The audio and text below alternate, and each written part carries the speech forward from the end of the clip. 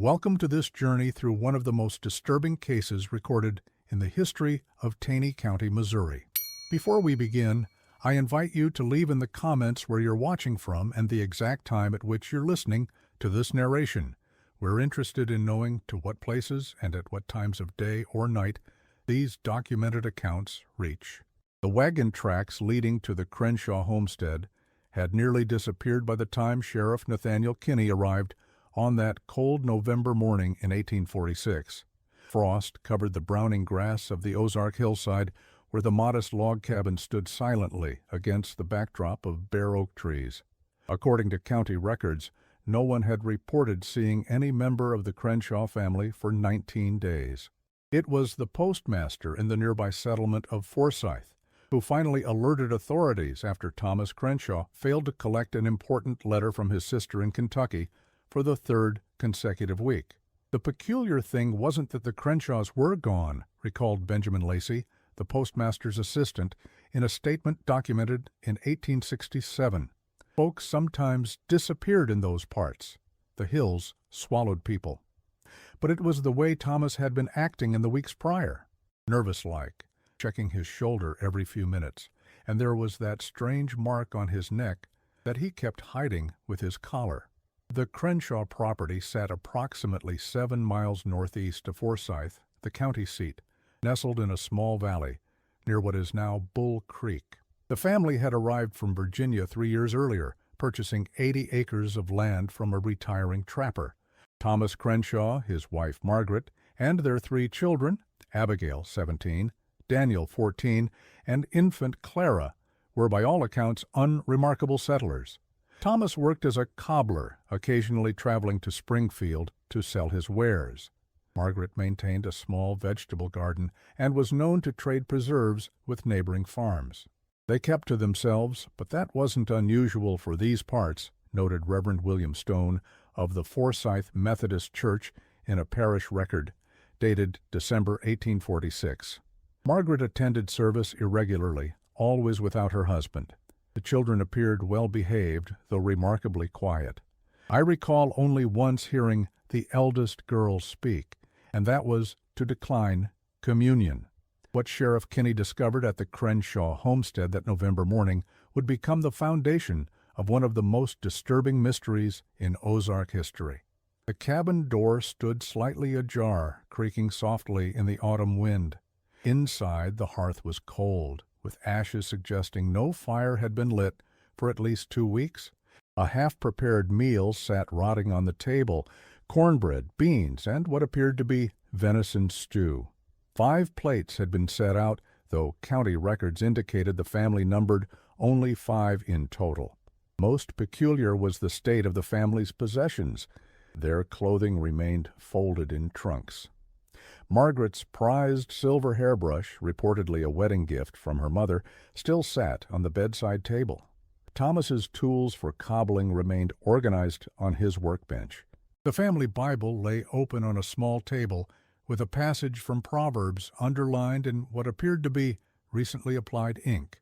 The fear of the Lord is the beginning of wisdom.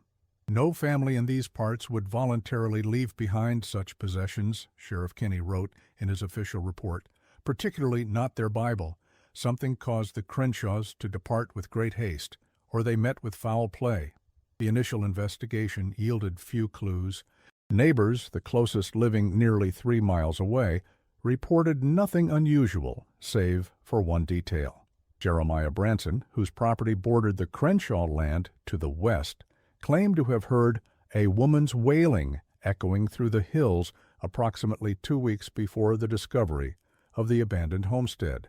Thought it was a mountain lion at first, Branson stated, but no cat cries quite like a woman in despair. What made the disappearance particularly troubling was the discovery of the family's only horse still in the small stable behind the cabin. The animal was thin but alive, suggesting someone had at least attempted to provide it with minimal care before departing. How the family could have traveled far without their horse remained unexplained. The most reasonable theory, that they had been collected by someone with another means of transportation, raised the question, who would have business with the seemingly ordinary Crenshaw family? Sheriff Kinney's investigation extended to the barn and outlying structures on the property. In his official report, filed with the Taney County Clerk on November 27, 1846, he noted several peculiarities. The family's cow appears to have been slaughtered approximately 2 weeks prior, though in a manner inconsistent with butchering for consumption. The carcass was found in the north field, its bones arranged in an unusual configuration. Dr. Reed, who accompanied our party, could offer no explanation for the pattern. The report continues. In the small cobbler's workshop adjacent to the main cabin, we discovered several leather pieces that Mr. Crenshaw appeared to have been working on prior to his disappearance. The designs are unusual, not typical shoe or boot patterns, but rather elongated shapes resembling gloves or masks. Mr. Fletcher, the tanner from Forsyth who identified the materials, expressed puzzlement at their purpose. Throughout the winter of 1846-47, sporadic searches were conducted in the surrounding wilderness. No bodies were recovered, nor any sign of the missing family. By spring the case had grown cold, and the property was eventually claimed by the county due to unpaid taxes.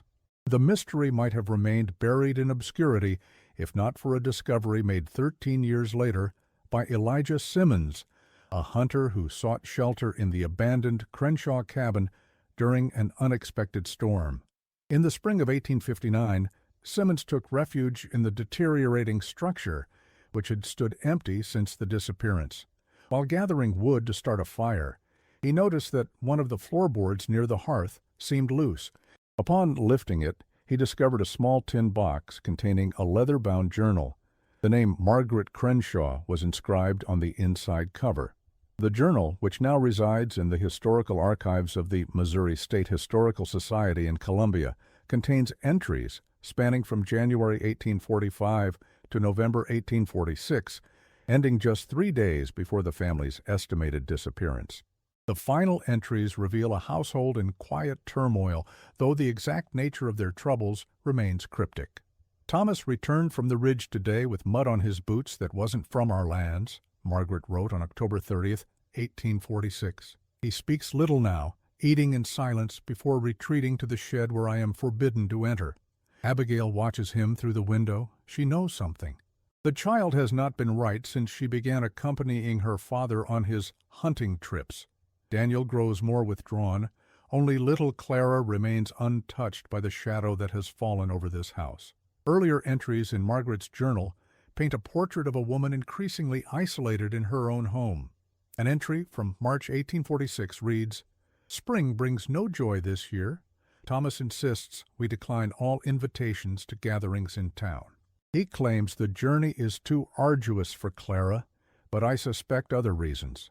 When the Miller family stopped to visit last Sunday, he hurried them away before I could even offer coffee. He watches the children constantly now, not with a father's love, but with something else in his eyes, something calculating. A particularly telling entry from July 1846 describes an incident involving the eldest daughter. Found Abigail washing her hands in the creek today. The water around her had turned pink. When questioned, she claimed she had been picking berries, but there were no stains on her fingers. Later, I discovered her dress hidden beneath her mattress, the hem caked with dried blood. When confronted, she stared through me as if I weren't there, humming that strange melody Thomas taught the children last winter. I fear for her mind. The entry from November 3rd, the last in the journal, is particularly disturbing. I found the box today, hidden beneath Thomas's workbench. The contents cannot be described, must not be described. God forgive him. God forgive us all for coming to this accursed place. We are being watched, not by eyes of flesh, but by something that waits in the silence between thoughts. Thomas says it is nothing, but I have seen how he nails the window shut at night now. He knows. We all know. It is almost time. The discovery of Margaret's journal prompted a renewed but brief investigation in 1860. Jacob Mosley, who had replaced the retiring Nathaniel Kinney as sheriff, organized a search of the property and surrounding areas. According to his report, dated April 12, 1860, The search yielded little of value. The cabin has deteriorated significantly in the 14 years since the disappearance. Wildlife has claimed much of the structure. We discovered several small items of interest: a child's doll beneath the rotting floorboards, a man's pocket watch lodged between wall logs, and, most curiously, a collection of small animal bones arranged in a circle in what appears to have been the children's sleeping area. Mosley's report includes an interview with Sarah Templeton, an elderly resident of Forsyth, who claimed to have known Margaret Crenshaw. Mrs. Templeton states that approximately 1 month before the family's disappearance, Margaret came to her home in a state of agitation. According to Templeton, Margaret spoke of strange noises in their walls at night, like something scratching to get in. Margaret also allegedly expressed concern about her husband's increasingly erratic behavior, claiming he would stand motionless in the yard for hours after sunset, as if listening to voices only he could hear. With the nation on the brink of civil war, resources could not be spared for a 14-year-old disappearance. The case once again faded from official interest, becoming instead a subject of local folklore and speculation. The abandoned Crenshaw property gained a reputation among local children as a haunted place, though there are no credible reports of supernatural occurrences. Rather, it was the lingering mystery of the family's fate that cast a long shadow over the site. During the Civil War, Taney County, like much of the Missouri Ozarks, experienced significant turmoil. The region saw activity from both Union and Confederate forces, as well as from irregular guerrilla bands. The old Crenshaw cabin reportedly served briefly as a field hospital following a skirmish near Bull Creek in 1863. Union Army medical records from this period include a curious note from Assistant Surgeon Walter Hammond. The men refused to convalesce in the eastern room of the cabin. They report disturbing dreams when sleeping there, consistently describing children crying from within the walls. Have relocated all patients to the main room to alleviate their distress, though I attribute this to fever and the psychological strain of combat rather than any supernatural cause. It wasn't until 1934 that new evidence emerged, when construction workers breaking ground for a new county road approximately 5 miles from the former Crenshaw property unearthed a collection of personal effects buried beneath a large oak tree. The items included a man's pocket watch with the initials TC engraved on the case, a child's wooden doll missing one arm, and a cobbler's awl. Most significant was a sealed mason jar containing a letter written in a cramped, hurried hand. Foreman Clayton Hughes described the discovery in an interview with the Branson Gazette on September 15, 1934. "We were clearing that old oak when Johnson's axe hit something metal. Thought we'd found a cache of Confederate gold at first," Hughes laughed. "Instead, it was just an old jar with papers inside. Wouldn't have thought much of it, but the county historian got all excited when he saw that pocket watch. Said it might be connected to some old disappearance case." The letter, dated November 7, 1846, appears to have been written by Thomas Crenshaw himself. "To whoever finds this, we are leaving tonight. There is no choice remaining to us. What dwells in the cave beyond Sampson's Ridge has taken notice of us. I believed I could protect my family by providing what it demanded. I was wrong. It wants more than blood and bone now. Margaret says she hears it calling to Clara in the night. We go north toward the territories. Do not follow. If you are reading this, the jar has been disturbed, and it will know. It always knows. May God have mercy on your soul, as I pray He will have on mine." County historian Everett Phillips, who examined the artifacts in 1934, noted several peculiarities in his analysis. The pocket watch, while clearly belonging to someone with the initials TC, appears to have been deliberately damaged. The face has been scratched repeatedly with a sharp implement, obscuring the numerals. More curious is the position of the hands, which appear to have been frozen at 3:27 when the mechanism was forcibly stopped. Phillips also noted that the child's doll bore unusual markings. Carved into the wooden back of the doll's head is a series of symbols resembling no language I can identify. They appear to have been inscribed with a fine-pointed tool, possibly an awl similar to the one found alongside it. The precision suggests they held significance to the carver, rather than being mere idle markings. The cave beyond Sampson's Ridge, referenced in the letter, presented a geographical puzzle. No landmark by that name appeared on any official map of Taney County. However, local historian Emmett Davidson, working in the late 1950s, discovered through interviews with elderly residents that Sampson's Ridge was a colloquial name used by early settlers for what is now called Bee Creek Ridge, approximately 6 miles northeast of the Crenshaw property. Davidson's research, documented in a series of articles for the Ozark Historical Review between 1957 and 1959, uncovered additional context for the area. According to local lore, Sampson's Ridge earned its name from an early trapper named Samson Ledbetter, who allegedly survived a confrontation with 3 bears on its slopes in 1822. More interesting, however, is the ridge's significance to the indigenous peoples who inhabited the area before European settlement. Osage oral traditions collected by anthropologist Victor Trelawney in 1927 referred to a place of bad dreams in the vicinity, where tribal members were forbidden to hunt or camp. In the summer of 1961, Davidson led an amateur archaeological expedition to the area.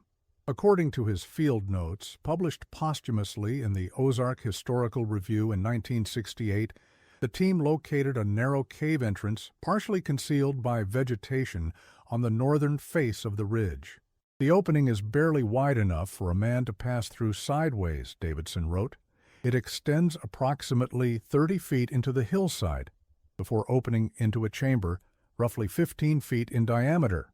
The walls bear unusual markings, not native pictographs, but more recent carvings, geometric patterns, repeated symbols resembling elongated human figures without faces. Davidson's field notes contain detailed sketches of these carvings, which he believed dated to the mid-19th century, based on weathering patterns, and the presence of initials TC among the designs. The symbols appear to radiate outward from a central point on the eastern wall, he wrote. At this central location, we discovered a small natural alcove in the limestone, roughly at chest height. The alcove shows signs of modification. The edges have been carefully smoothed, suggesting human intervention. Most significant was Davidson's description of a small alcove at the rear of the chamber. Set into the natural shelf of limestone is what appears to be a collection of small objects: buttons, thimbles, a child's tooth, a brass locket containing a curl of dark hair. Most disturbing is the arrangement. The items form a precise circle. At the center lies a cobbler's knife, its blade darkened with what our team's physician believes to be dried blood. The age of these items is difficult to determine, but the style of the buttons and thimble is consistent with mid-19th century manufacture. The expedition team included Walter Harrison, a geology professor from the University of Missouri, who noted peculiar acoustic properties of the chamber. When standing in the center of the space, directly before the alcove, ordinary conversation becomes almost inaudible, Harrison noted in his contribution to Davidson's report. However, sounds from outside the cave, the wind in the trees, distant animal calls, become strangely amplified. The effect is disorienting, creating the impression that the forest is somehow inside the chamber with you. I can only attribute this to some unusual configuration of the limestone formations, though I have never encountered its like in 30 years of cave exploration. Davidson's expedition collected these artifacts for further study. However, during the return journey to Springfield, the vehicle carrying the collected items was involved in a single-car accident on a remote stretch of highway. Davidson survived with minor injuries, but the container holding the cave artifacts was reportedly thrown from the vehicle and lost in the dense underbrush. Despite an extensive search, the items were never recovered. The accident occurred on Highway 165, approximately 12 miles north of Branson, According to the Missouri State Highway Patrol report filed on July 17, 1961, Davidson's vehicle left the road at approximately 11:45 p.m., striking a tree on the eastern shoulder. The report states, driver claims to have swerved to avoid a figure standing in the roadway. No evidence of pedestrian found at scene. Driver exhibited signs of shock, but no significant physical injuries. Passenger compartment intact, but rear window broken. Vehicle's trunk found open and empty upon officers' arrival. When interviewed for a follow-up story in the Springfield News Leader on July 22, 1961, Davidson offered additional details. It wasn't a deer or any animal I could identify. It appeared to be a person standing perfectly still in the center of the road. As we approached, it didn't move or respond to the headlights. I swerved at the last moment and lost control. The strangest thing was the silence afterward. No crickets, no night birds, complete stillness, and the feeling of being watched from the tree line. My assistant, James Woodson, insisted we leave immediately, even though we knew the artifacts were scattered somewhere in the underbrush. In the decades following Davidson's discovery, the Crenshaw mystery attracted occasional attention from historians and folklorists studying Ozark history. Various theories emerged, ranging from the mundane to the fantastic.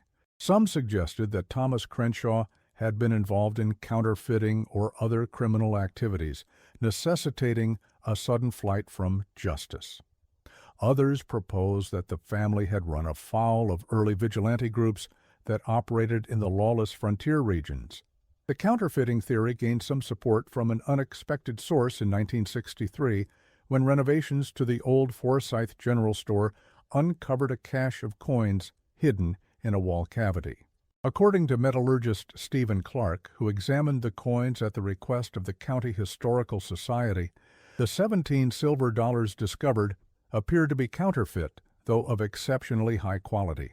They bear dates between 1842 and 1845 and show signs of having been crafted by someone with considerable skill in metalworking. The maker possessed knowledge beyond that of a typical frontier counterfeiter. County tax records from 1844-1846 indicate that Thomas Crenshaw made several purchases of metals and tools that could potentially be used in counterfeiting operations. However, as local historian Martha Wilkins pointed out in her 1964 analysis of the case, while Crenshaw certainly possessed the technical skills to produce counterfeit coins, this theory fails to explain the more unusual aspects of the case, particularly the ritualistic arrangements of objects found in the cave and the cryptic references in Margaret's journal. Dr. Eleanor Pruitt, professor of anthropology at the University of Missouri, offered a more nuanced theory in her 1965 paper, Isolation and Psychosis in Frontier Communities. Pruitt suggested that the Crenshaw case represented an example of shared psychosis, exacerbated by the isolation of frontier life. The journal entries of Margaret Crenshaw reveal a progressive detachment from reality, Pruitt wrote. References to being watched, to mysterious forces, these are consistent with paranoid delusions. In close-knit family units existing in extreme isolation, such delusions can be transmitted between members, creating a shared alternate reality. Pruitt's theory gained academic support, but failed to account for certain elements, particularly the buried artifacts discovered in 1934, and the objects arranged in the cave, documented by Davidson's expedition. If the Crenshaws had simply fled due to shared delusions, who had placed these items, and for what purpose? In a rarely cited addendum to her original paper, published in a 1966 issue of the Journal of Frontier Psychology, Pruitt acknowledged these inconsistencies. While I maintain that shared psychosis offers the most plausible explanation for the family's behavior and eventual flight, I must concede that certain physical evidence suggests a more complex situation. The arrangement of artifacts in the cave, in particular, indicates deliberate ritualistic activity that persisted beyond the family's disappearance. This suggests either that Thomas Crenshaw returned to the site at some point, or that others were involved in whatever activities transpired there. A partial answer came in 1967, when a collection of letters was donated to the Taney County Historical Society by the descendants of Dr.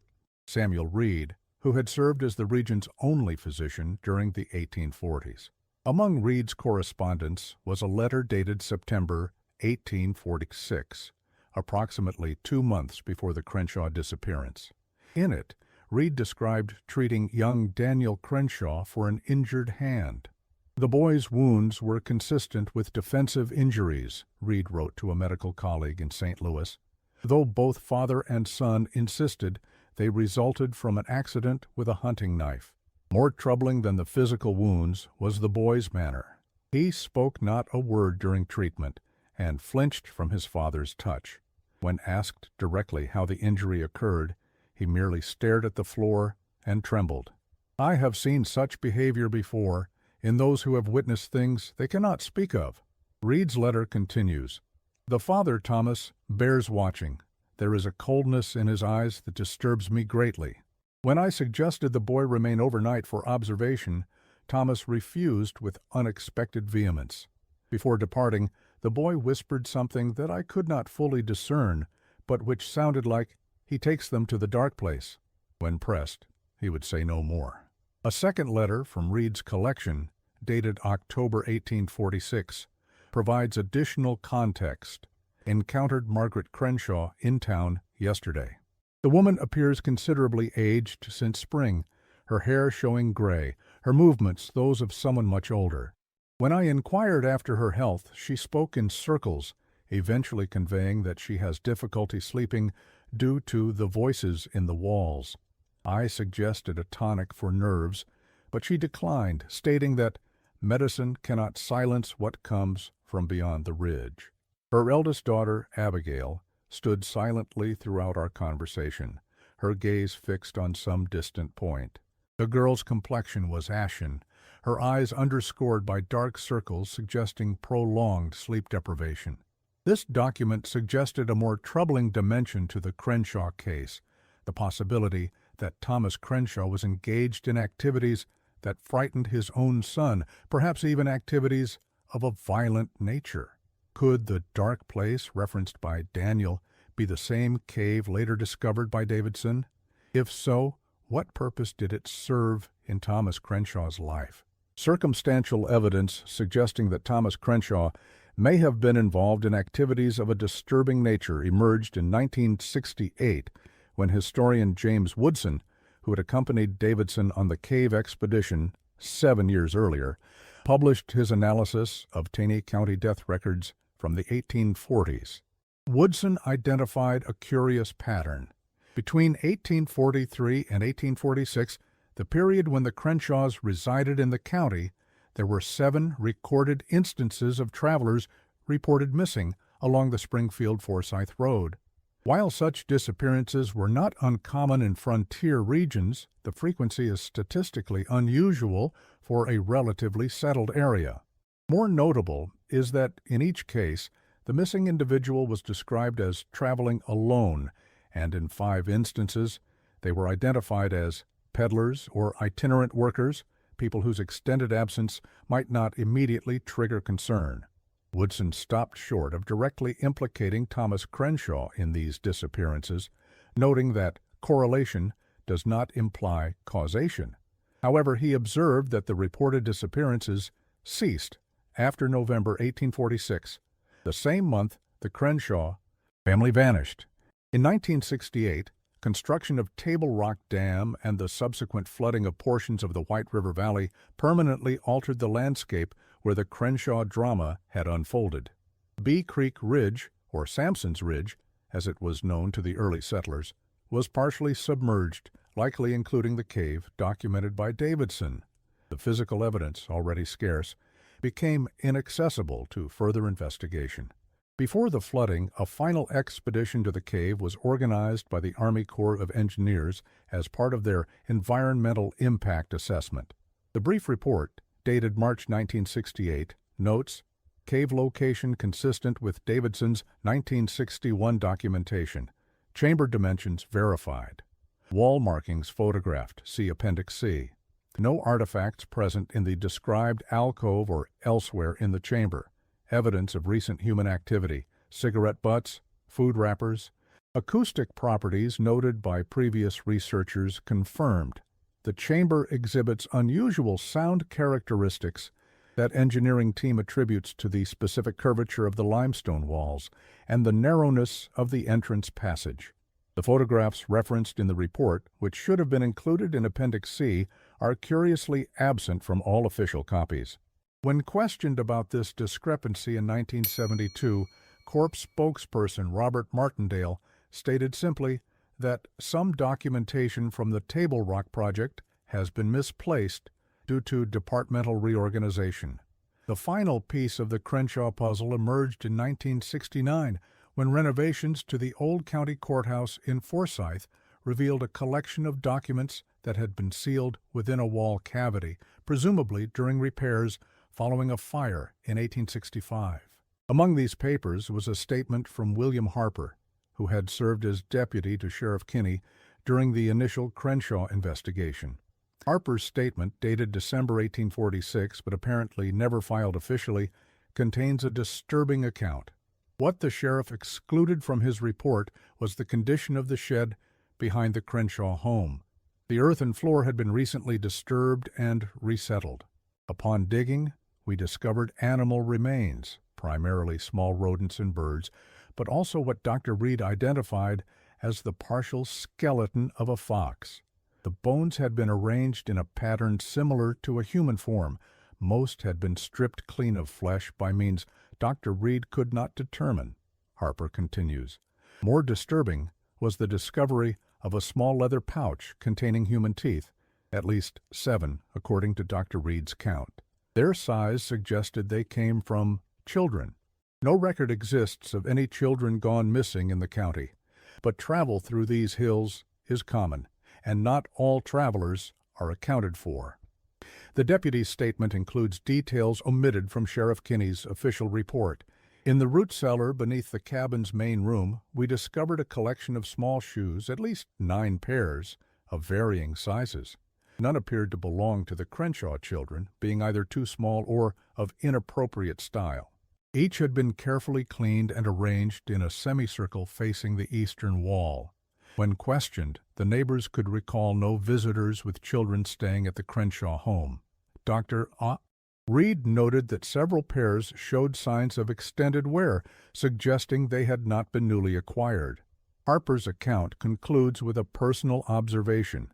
I have served the law in these hills for 14 years and have witnessed acts of terrible violence born of desperation, greed, and hatred. What I sensed in that shed was different, a coldness that went beyond human malice. The sheriff instructed me to replace the earth and speak of this to no one. He feared panic in the settlement. I comply with his wishes, but record this account for posterity. Some truths, however terrible, should not be lost to time. With the discovery of Harper's statement, the outlines of a more sinister narrative began to emerge from the historical fog surrounding the Crenshaw disappearance. Thomas Crenshaw, a seemingly ordinary cobbler, appeared to have been engaged in activities of a disturbing nature, possibly ritual killings of animals, and potentially worse. The cave on Sampson's Ridge, with its arranged artifacts and carved symbols, suggested a location of significance in these activities. But what became of the Crenshaw family? The evidence, fragmentary as it is, points to a rapid flight from their homestead, perhaps as Margaret discovered the true nature of her husband's activities. The letter found buried with Thomas's pocket watch indicates they planned to travel north, into the territories. Yet no record exists of the family resettling elsewhere. No death certificates, land purchases, or census records have ever been located for any member of the Crenshaw family after November 1846. A tantalizing clue emerged in 1951 when historian Arthur Pendleton, researching frontier migration patterns at the Kansas Historical Society, discovered a brief reference to a T. Crenshaw in an 1847 ledger from a trading post near what is now Leavenworth, Kansas. The entry, dated February 12, 1847, reads simply, "Sold to T. Crenshaw, 2 wool blankets, 10 lbs flour, 1 hunting knife, ammunition. Paid with silver coins of unusual make.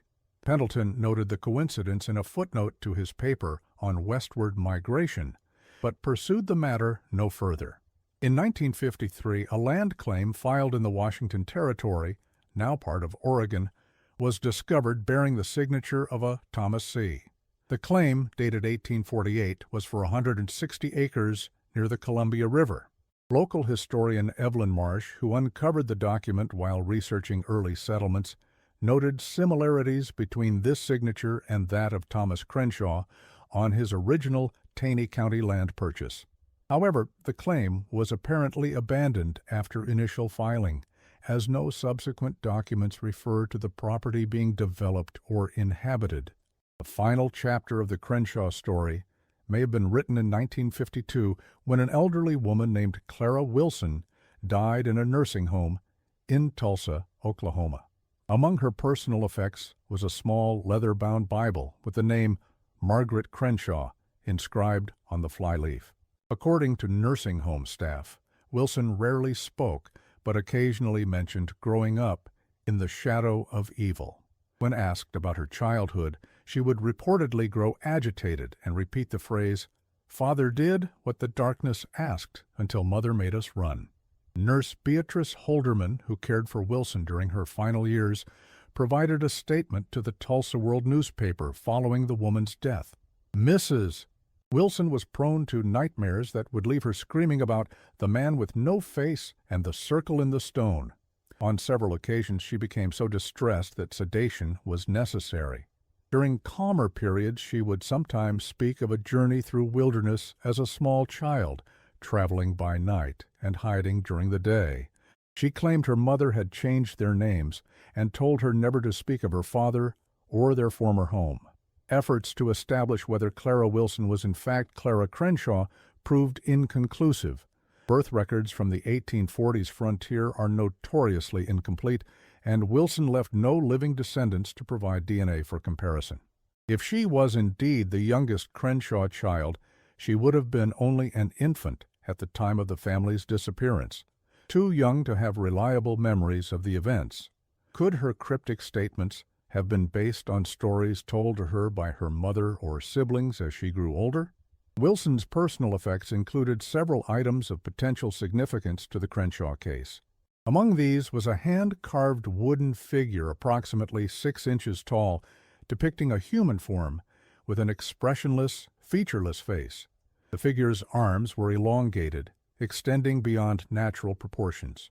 On its base, carved in crude letters, were the initials T.C. Also found among Wilson's possessions was a journal, its pages mostly blank save for a series of entries spanning from 1925 to 1927. The handwriting, shaky and often difficult to decipher, records a series of dreams or visions. Saw him again last night, standing at the foot of my bed. He still has no face, but I know he's smiling. He wants me to remember the words, but I cannot, will not. Mother said to forget, and I have tried. But he finds me in dreams, always saying the same thing: the circle remains unbroken. Today, the location of the Crenshaw homestead lies beneath the waters of Table Rock Lake. Occasionally, during periods of drought when the water level drops significantly, the stone foundation of the cabin emerges briefly from its watery grave, a momentary reminder of the family whose fate remains shrouded in mystery. In the summer of 1964, following a particularly severe drought, local fisherman Harold Jenkins reported an unusual discovery when the foundation stones became visible. There was something carved into one of the larger stones on what would have been the eastern wall, Jenkins told the Branson Daily News. A circle with strange symbols around it reminded me of those pictures of Davidson's cave drawings that were in the paper a few years back. Gave me an uneasy feeling, like I was looking at something I wasn't meant to see. Visitors to the area sometimes report an unnatural stillness in the coves near where Sampson's Ridge descends into the lake. Fishermen avoid these waters, claiming the fish there taste wrong. Park rangers dismiss such talk as superstition, pointing out that water quality tests show nothing unusual in the area. Yet the stories persist, passed down through generations of Ozark families. They speak of a presence that lingers in certain remote hollows, something that watches and waits, something that, according to local legend, occasionally still calls to those who wander too far from the marked trails. Linda Carver, whose family has lived in the region since the 1830s, shared one such story in an oral history project conducted by the University of Missouri in 1977. My grandfather used to say that when the moon is dark, you can sometimes hear singing coming from beneath the water where the old Crenshaw place used to be. Not like regular singing, more like chanting, in a language that isn't any he ever heard. He said his father told him it was the voice of something that lived in the hills long before white folks came, something that found a willing servant in Thomas Crenshaw. In 1963, historian Emmett Davidson, who had led the expedition to the cave 5 years earlier, wrote in his personal journal, "I return again and again to the question, why did Thomas Crenshaw bury that final message? Who did he believe would find it? And why warn them that the discovery would alert it, whatever it might be? These are the questions that wake me in the night. These are the questions that draw me back to that ridge, even as reason tells me to stay away." Davidson's journal, acquired by the Missouri State Historical Society following his death, contains increasingly troubled entries in the months leading up to his fatal heart attack, June 10, 1966. Dreamed of the cave again last night. In the dream, the symbols on the wall were moving, rearranging themselves, and something was emerging from the alcove, something that wore a human shape, but moved all wrong. It had Thomas Crenshaw's face, but the eyes were empty. It spoke to me in the dream, asking why I had disturbed the circle. I awoke drenched in sweat, the room unnaturally cold despite the summer heat. His final entry, dated July 28, 1966, reads simply, "It knows I'm looking for it. I can feel its attention turning toward me. I will go to the ridge one last time tomorrow to see if the water has revealed the entrance again. If I do not return, let this record stand as warning. Some secrets are buried for a reason." Davidson died of a heart attack the following day, 3 years after writing those initial reflections. His body was discovered on a hiking trail less than a mile from where the Crenshaw property had once stood before the rising waters claimed it. According to the medical examiner's report, Davidson's facial expression was frozen in a mask of extreme terror. The official cause of death was listed as natural causes. James Woodson, who had accompanied Davidson on the original cave expedition and later published his own analysis of the case, offered this reflection in a 1969 interview with the Springfield News Leader. Emmett became obsessed with the Crenshaw mystery in his final years. He was convinced there was some crucial piece of evidence we had overlooked, something that would explain what Thomas Crenshaw had been involved in. He began researching obscure religious practices, folk magic traditions, even prehistoric cults that might have existed in the Ozarks. His office walls were covered with maps and timelines. He stopped teaching, stopped publishing. The Crenshaw case consumed him. The Crenshaw Family Mystery represents more than a simple historical curiosity. It offers a glimpse into the darker aspects of frontier life, the isolation that could warp the human mind, the secrets that could fester in remote cabins far from the moderating influence of society. It reminds us that beneath the heroic narrative of American westward expansion lies another story, one of vulnerable individuals adrift in a vast and indifferent wilderness where the line between sanity and madness could blur like morning mist over the Ozark Hills. In 1958, cultural anthropologist Victor Rasmussen proposed what he called the Crenshaw syndrome to describe the particular psychosis that can develop in isolated homesteading situations characterized by ritualistic behavior, paranoid delusions, and the development of personal mythologies to explain natural phenomena. Rasmussen cited several cases from frontier America that he believed exhibited similar patterns, though none with the peculiar material evidence that distinguishes the Crenshaw case. Perhaps the true horror of the Crenshaw case lies not in what we know, but in what remains forever beyond our understanding. Like Margaret's final journal entry, some things cannot be described, must not be described. Some mysteries are better left unsolved, some doors better left closed. For as Thomas Crenshaw warned in his final desperate message, if you are reading this, the jar has been disturbed, and it will know. It always knows. And somewhere beneath the dark waters of Table Rock Lake, in a cave now accessible only to the fish and the occasional diver, a circle of small objects may still rest on a limestone shelf. Buttons, thimbles, a child's tooth, a locket containing a curl of dark hair. At the center, a cobbler's knife, its blade darkened with time and with secrets that the waters will never wash away. For those inclined to dismiss this account as mere frontier folklore, consider the statement given by Jeremiah Branson, the Crenshaw's nearest neighbor, shortly before his death in 1872. I told them about the crying I heard that night, but not about what I saw 2 days later. A figure moving through the trees at dusk, carrying something in his arms. I thought it was Thomas with a deer carcass, only it moved wrong, too stiff, like it was struggling to remember how a man should walk. And what it carried wasn't a deer, it was too small, too still. I've carried that sight with me for 26 years. I tell you now, so I might die with a cleaner soul. In a deposition given to local historian Evelyn Marsh in 1871, but not discovered among her papers until 1973, Branson elaborated further. The thing I saw moving through the trees that evening, I called it a man because it walked on 2 legs, but something wasn't right about it. The proportions were wrong. Arms too long, head set too far forward on the shoulders, and though I couldn't see its face clearly in the dusk, I had the distinct impression it was watching me even as it moved away from my property line, watching without eyes, if such a thing is possible to imagine.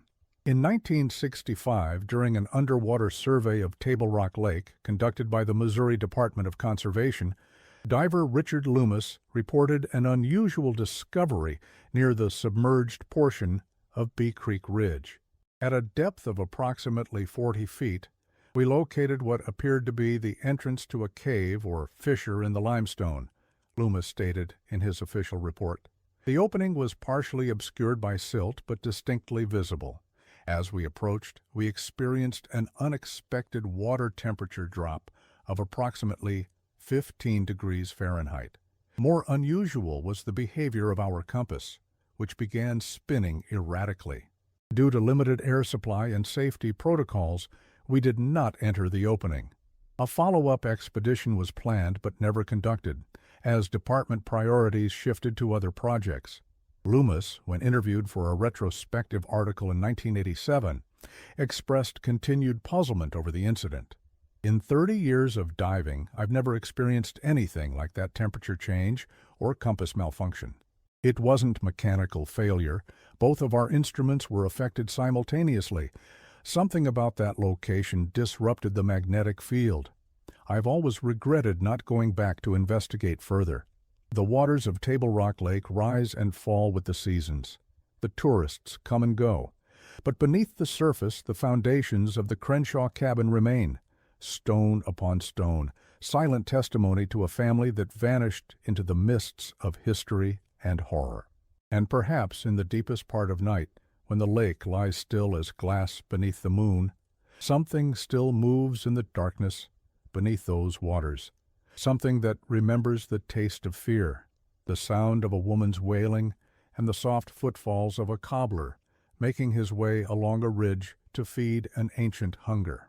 In 1992, during renovations to the Taney County Historical Museum, a curator discovered a small wooden box hidden within a wall cavity. Inside was a single page torn from what appeared to be a child's diary, yellowed with age. The handwriting, childish but legible, was signed Abigail C. and dated October 17, 1846, less than a month before the family's disappearance. "Father took me to the cave again today. He said I am old enough now to learn the words, the ones that make the shadows in the corner move. He says there is power in speaking them, but only if you truly believe. I do not want to believe. I do not want to see what comes when he speaks into the dark, but Father says we must all serve it, that it was here before us and will be here after, that it keeps us safe if we give it what it wants.